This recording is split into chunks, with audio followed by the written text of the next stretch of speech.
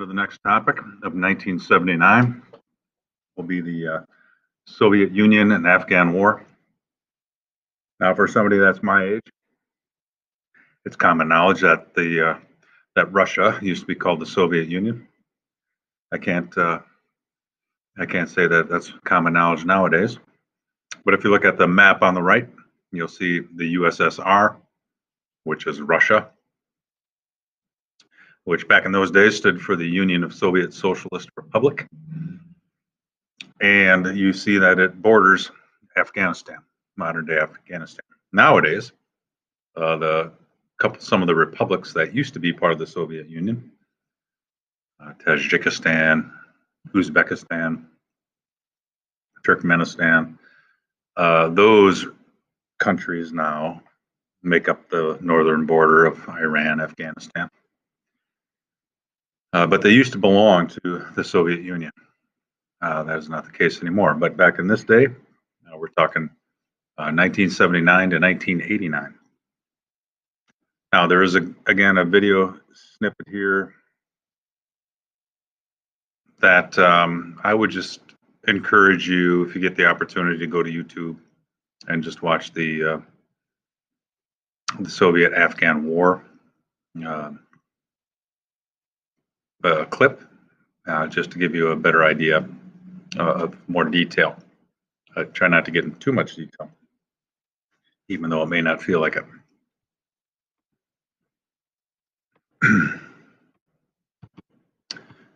All right, let's see if I can move along. Oh, don't want that. Okay. So, Afghanistan. Now, of course, you hopefully know that we still have U.S. forces in Afghanistan. They are threatening to, the Trump administration has threatened to withdraw another 2,500 soldiers, to leave around 2,500 soldiers remaining in the region. But this is prior to the United States interest or involvement in that area. So we're talking again, my freshman year of high school. The Russians, the Soviet Union, are going to invade Afghanistan. Now, their basic problem was they feared this Islamic State. And the Russians, if you don't know, are mostly non-religious. I mean, they have some elements of religion, but minimal. And they didn't want this Islamic State on their border. So they invade and they try to set up a puppet government, a government that basically will do it as they want them to do. And in the process, anytime you have an invasion, especially in an Islamic country or state, you're going to get other Muslims that want to come to the aid. And in this period, it's called the Mujahideen. So the Mujahideen is a term you should know for future reference. Literally, they refer to them as freedom fighters. And in our history, of course, this is still during the Cold War period, the United States and the Soviet Union, or Russia, were enemies. Now, up until this point, we had a relative calm period of history. But this kind of will change things. However, so we had kind of divided the world in between democracies around the world that the United States would support and non-democratic states that the Russians would try to set up communist states in. So we kind of went back and forth. So because of that tendency over the years, the United States had a knack for supporting elements that would fight against the Russians. And this will be the case in Afghanistan. The Mujahideen are these freedom fighters, these Muslim freedom fighters. And through our CIA, our Central Intelligence Agency, our main intelligence piece in our government, we start to fund training and aid to these fighters. on the hope that they can um, defend themselves against the Soviets. All right. Now, this story has a very similar storyline to the United States invasion of Vietnam. One of the superpowers of the world invading a third world nation should not be a contest. And but like the United States, the Soviet Union is not going to use all of its might, but it'll use a good portion of its might to try to uh, create a government acceptable to the Soviets in Afghanistan. All right. So this period of compromise or relative calm between the United States and Russia was called détente. So this will be the official end of détente. And it leads to another arms race between the US and the Soviet Union.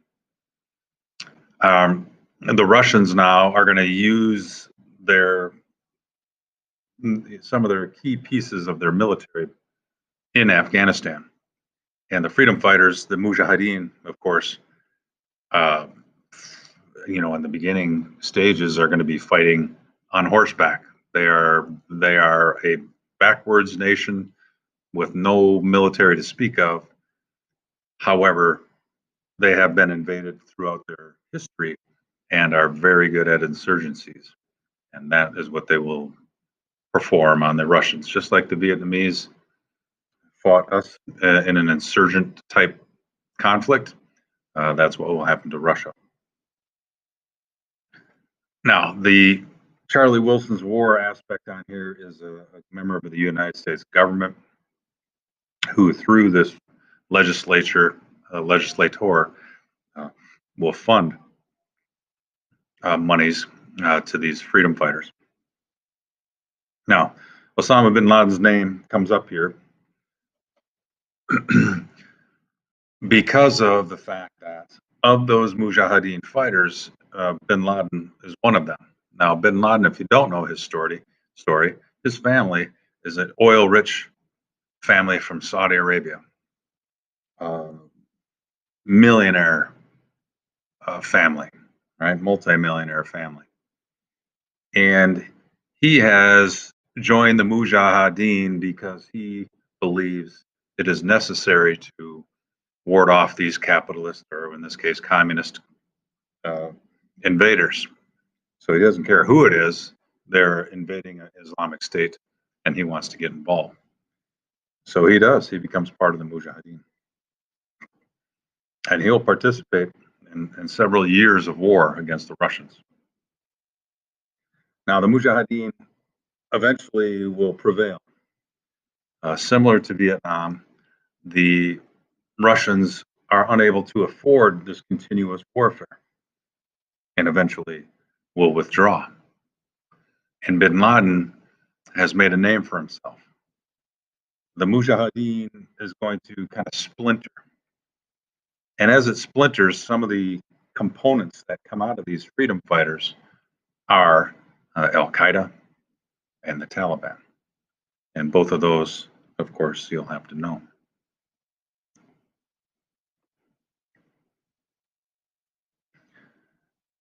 All right, that leads us to another event of the Iran-Iraq War.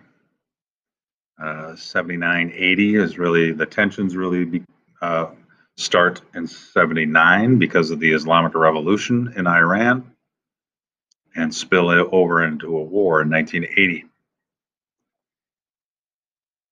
I should have a map on this page, but I don't. Iran and Iraq border each other. And if you recall, Iran has just seized the embassy, the American embassy. They have completed an Islamic revolution within their country. They have released the hostages, but they are still in power in Iran. And the Ayatollahs are now setting up a theocracy within this region or within this country. And they just happen to border Iraq. Iraq in 1979 gained a new leader by the name of Saddam Hussein. And Saddam will become a dictator of Iraq. Saddam happens to be a Sunni, but he and his government, and the Baathists, they're called, control a country which is predominantly Shia Muslim. So these Sunnis and this brutal dictator control a majority of Shia citizens. Iran, predominantly Shia.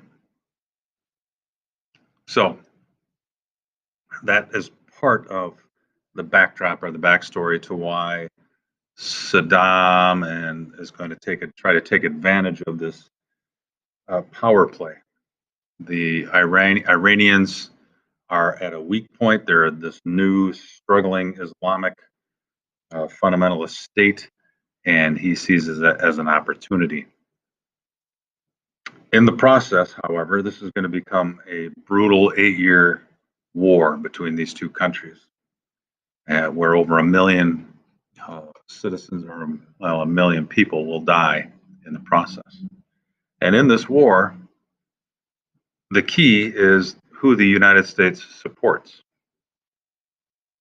Now, Saddam is relatively new to the scene, has yet to really incorporate his brutality, but it's coming.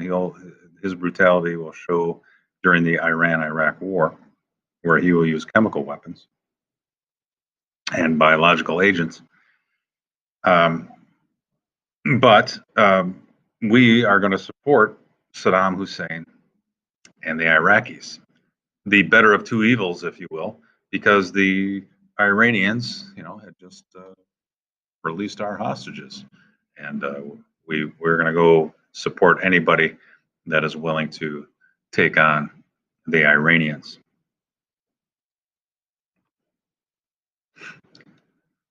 So, some of the keys to the Iran-Iraq War: the brutality, the 1 million people that perish, the use of chemical weapons by Saddam. He uses them on his own citizens, by the way, the Kurds, who are an ethnic group in northern Iraq, who he doesn't believe, who he wants to bring into the Iraqi fold. He doesn't want them to have their own independence, and these Kurds want independence. He will use chemical weapons on them. And we not only support him with some money. I don't think we actually send him weapons, but some of our companies are allowed to share or sell biological weapons to Saddam, and that's critical piece of history down the road. All right, so Saddam has stockpiled what we call weapons of mass destruction. He has both, as far as we know, chemical agents and biological agents. And the United States supported him because of our disdain for Iran.